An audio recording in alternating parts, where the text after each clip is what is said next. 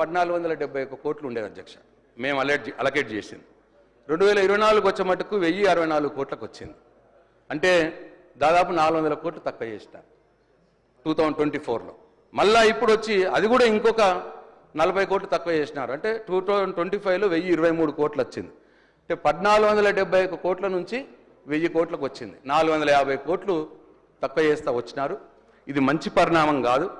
ఎందుకంటే మరి ప్రపంచవ్యాప్తంగా ఈ విషయంలో ప్రతి ఒక్క సొసైటీ కావచ్చు, ప్రతి దేశం కావచ్చు, దీన్ని చాలా చాలా ఇంపార్టెంట్గా తీసుకుంటా ఉన్నారు. పర్యావరణ సమతుల్యం కావచ్చు, గ్రీన్ కవరేజ్ పెంచడం కావచ్చు, మానవాళి మనుగడకే ఉనికి వస్తున్న సందర్భంలో ఈ అడవులు పెంచడం, గ్రీన్ కవర్ పెంచడం అనేది చాలా ఇంపార్టెంటు. దీనికి ఇట్లా తక్కువ చేసి అలాట్ చేయడం మంచిది కాదని నా అభిప్రాయం. అట్లనే అధ్యక్ష, ఈ విషయంలో ఈ సమాజానికి అవగాహన కూడా కల్పించాలి. ఎందుకు మనకు అవసరం, గ్రీన్ కవరేజ్ ఎందుకు అవసరం అని చెప్పి అవగాహన కల్పించాలి. మరి ఒక స్టడీ ఏంటంటే అధ్యక్ష, 33% పచ్చదనం ఉంటే ఈ భూమి మీద 33% చెట్లు ఉంటే వాతావరణ సమతుల్యం ఉంటుంది అధ్యక్ష. లేకపోతే ఉష్ణోగ్రతలు పెరిగిపోతాయి, వర్షాలు రావు, వాతావరణ సమతుల్యం పోతుంటుంది, అంతా ఎన్వైరన్మెంట్ అంతా చెడిపోతూ ఉంటుంది. కాబట్టి ఆ రోజు కేసీఆర్ గారు దీనిని అర్థం చేసుకుని హరితహారం అనే ఒక పెద్ద కార్యక్రమం తీసుకుని అధ్యక్ష బ్రహ్మాండంగా ఒక ఉద్యమంలో తీసుకుపోయినారు. అది మనందరికీ తెలుసు. ఆ 10 సంవత్సరాల కాలంలో 10,822 కోట్లు ఖర్చు చేసి 273 మొక్కలు నాటడం జరిగింది. 273 కోట్ల మొక్కలు నాటడం జరిగింది.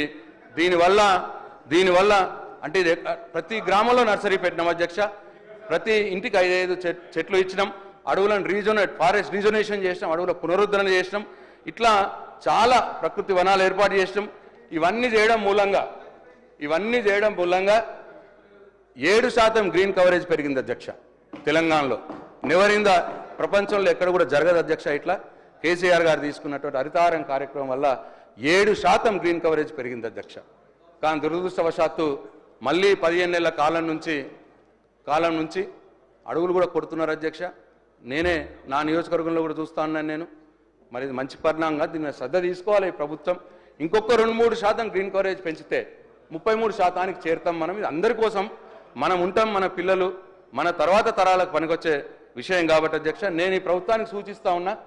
క్యాంపా ఫండ్స్ ఉంటాయి, దాన్ని ఎఫెక్టివ్గా వాడుకోండి. కేంద్ర ప్రభుత్వం నుంచి వస్తాయి, చాలా ఫండ్స్ ఉన్నాయి దీనికోసం, ఈ ఫారెస్ట్ రీజనరేషన్ కోసం, చెట్లు పెంచడానికి కోసం ఆ క్యాంపా ఫండ్స్ వాడుకోండి. అట్లనే మరి నిధులు తక్కువ చేయకుండా అవకాశం ఉంటే ఈ విభాగంలో పెంచాలని చెప్పి నేను ఈ ప్రభుత్వానికి సూచిస్తున్నా. అట్లనే లాస్ట్ ఎక్సైజ్ పద్ధతి అధ్యక్ష. ఈ ఎక్సైజ్లో అధ్యక్ష చాలా బాధాకరం.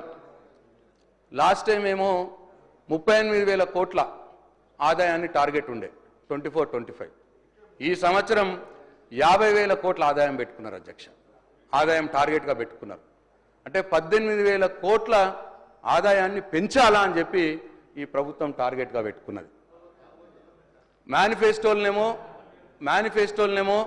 మేము బెల్ట్ షాపులు తీసేస్తామన్నారు. మరి ఇప్పుడు ఆదాయం పెరగాలంటే ఎక్కువ మంది అమ్మాలంటే ఎక్కువ షాపులు కావాలి. అంటే బెల్ట్ షాపులు మీరు ఎంకరేజ్ చేస్తున్నట్టే అని చెప్పి నేను ఈ సందర్భంగా తమరి ద్వారా ఈ ప్రభుత్వానికి చెప్తా ఉన్నా. అట్లనే మీ కాంగ్రెస్ మేనిఫెస్టోలో పెట్టినట్టు బెల్ట్ షాపులు తీసేయడానికి ప్రయత్నం చేయండి, తీసేయండి అని చెప్పి ప్రభుత్వాన్ని నేను డిమాండ్ చేస్తా ఉన్నా. అదే అన్నారు, ఇప్పుడే పెంచుతున్న రేట్లు అన్నారు. అదే కొత్త బ్రాండ్లు, కొత్త బీర్లు, కొత్త బార్లు, మరిన్ని బెల్ట్ షాపులు. ఇదేనా ఈ కాంగ్రెస్ పార్టీ యొక్క పాలసీ, ప్రభుత్వం యొక్క పాలసీ అని చెప్పి నేను అడుగుతా ఉంటాను అధ్యక్ష. తీవ్రంగా వ్యతిరేకిస్తున్నాం. ఈ ఆదాయం పెంచే మార్గం పెట్టుకోవడం అనేది మేము తీవ్రంగా వ్యతిరేకిస్తున్నాం. దీన్ని ఉపసంహరించుకోవాలని చెప్పి ప్రభుత్వాన్ని నేను డిమాండ్ చేస్తూ 12,000 కోట్ల ఆదాయం పెంచడానికి పెట్టుకున్నారు. ఇది చాలా ఎక్కువ అధ్యక్ష. ఒకటేసారి మరి మొత్తం మీ ఆదాయం కోసం కుటుంబాలని ఛిద్రం చేస్తారా అని చెప్పి నేను ఈ ప్రభుత్వాన్ని అడదలుచుకున్న అధ్యక్ష. కాబట్టి ఈ విషయంలో పునరాలోచించుకోవాలి. ఒక్క నిమిషం వెంకన్న సార్, చాలా సంతోషం. ఇప్పటికైనా బెల్ట్ షాపులు తీసుకొచ్చినాము, మేమే ప్రోత్సాహం అని చెప్పిన ప్రశాంత్ రెడ్డి గారికి ఆ టీఆర్ఎస్ పార్టీ ప్రభుత్వం సంతోషం. బెల్ట్ షాపులకు సంబంధించి స్పష్టంగా కూడా మా వైఖరి, బెల్ట్ షాపులను ఎంకరేజ్ చేయం. దానికి సంబంధించి ఈరోజు వారు చెప్తా ఉన్నారు ఏ విధంగా ఆదాయం పెంచాలని. ఆదాయం పెంచడానికి కేవలం రేట్లు పెంచడానికో లేకుంటే బెల్ట్ షాప్ పెంచడం కాదు అధ్యక్ష. లీకేజెస్ ఏదైనా డిపార్ట్మెంట్లో ఉంటే దాన్ని అరికట్టే కార్యక్రమం చేస్తామని చెప్పడానికే మేము ఆదాయం పెంచుతామని చెప్పాము. ఆ విధమైన లీకేజెస్ ఉండే వారి ప్రభుత్వ హయాంలో ఆ లీకేజెస్ని అరికట్టే కార్యాచరణ తీసుకుంటున్నాం కనుకనే మాకు నమ్మకం ఉంది. వారు అన్ని వారే చేసిండ్రు, బెల్ట్ షాపులు తెరిచిండ్రు అడ్డగోలుగా ఇష్టారాజ్యంగా. ఈరోజు ఆ బ్రీవరేజ్ కంపెనీకి సంబంధించి ఏ విధంగా చెప్పిండ్రో ఆ విధంగా చెప్పిండ్రు. కానీ అధ్యక్ష ఈరోజు చౌక ధరలకు సంబంధించిన షాపులలో కూడా అమ్ముకునే అవకాశం ఇచ్చిన అధ్యక్ష వారు అనేక సందర్భాల్లో వారు పట్టుబడ్డారు అధ్యక్ష. ఈరోజు వారు మాట్లాడతారే దయ్యాలు వేదాలు వలికినట్టున్నాయి అధ్యక్ష. ఈరోజు ఏంది అధ్యక్ష ఇది? మేమేం చెప్పినాం? లీకేజెస్ని అరెస్ట్ చేస్తాం, అడ్మినిస్ట్రేటివ్ రిఫార్మ్స్ తీసుకొస్తాం, దానివల్ల ఈ విధంగా మాకు రెవెన్యూ పెంచే అవకాశం ఉంటుందని చెప్పినాం. దాన్ని తీసుకుపోయి ఆయనకున్న నిజంగా అనుభవంతో దాన్ని అటెండర్ తీసుకుపోయి ఆ విధంగా మాట్లాడే ప్రయత్నం చేస్తూ ఉన్నారు అధ్యక్ష. చాలా సమయం ఇచ్చారు అధ్యక్ష వారికి. దయచేసి ప్రశాంత్ రెడ్డి గారు కంక్లూడ్ కూడా చేయడం జరిగిందని వారు చెప్పిండ్రు. దయచేసి ఇప్పుడు మా సభ్యులకు అవకాశం అని కోరుతా ఉన్నాను. ఒక్క నిమిషం అన్న మినిస్టర్ గారు 1 మినిట్ మినిస్టర్ గారు 1 మినిట్. ప్రశాంత్ రెడ్డి గారు నేను కూడా ఒక ఇంటర్వ్యూని అవుతా. ఈ హరితహారము 10 సంవత్సరాల నుంచి 200 చిల్లర మొక్కలు కోట్ల మొక్కలు నాటినామని చెప్పిండ్రు. నా దృష్టికి వచ్చింది ఏంటంటే కోనా కార్పస్ అని చెప్పేసి ఒక చెట్టు ఉంది. అది దానికి నీళ్ళు అవసరం లేదు, ఏడ పెడితే ఆడ పెరుగుతుంది.